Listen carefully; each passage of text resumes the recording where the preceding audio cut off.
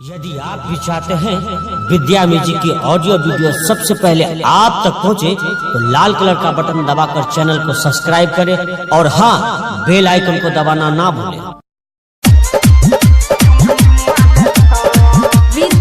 गाना मिक्सिंग बनाने के लिए संपर्क करें डीजे कमलेश्वरपुरा।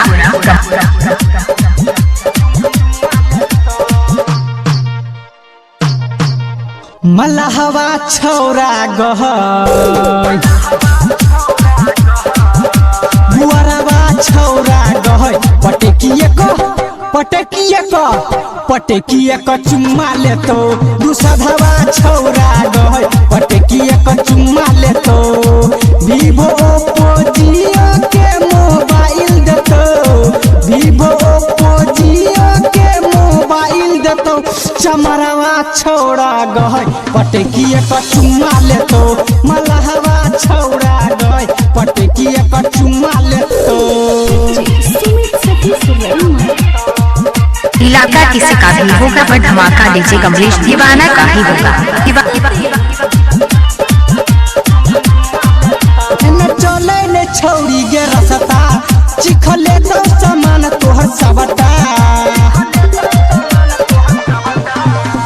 चले ने छौरी गे रसता चिखले तो सामान तोहर सबटा होठ में लगाबैला होठ लाली देतो कान में पेरहिले कान वाली देतो मलहवा छौरा गहय पटकिए को चुम्मा लेतो दूसधवा छौरा गहय पटकिए को चुम्मा लेतो।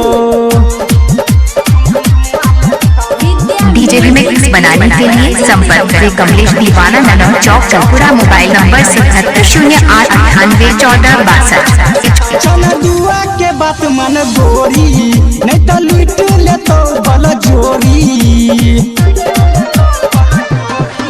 चना दुआ के बात मन गोरी नहीं तो लूट लेतो बल जोरी राइटर सोनी सागर हरिया में टिप्पू देतो राइटर सोनी सागर हरिया में टिप्पू देतो मलहवा छौरा गहय पटकिए को चुम्मा लेतो बुआरवा छौरा गहय पटकिए को चुम्मा लेतो वीवो ओप्पो जियो के मोबाइल देतो वीवो ओप्पो जियो के मोबाइल देतो चमरवा छौरा गहय पटकिए को चुम्मा लेतो मलहवा छौरा गहय पटकिए को चुम्मा लेतो। I love you कमलेश दीवाना।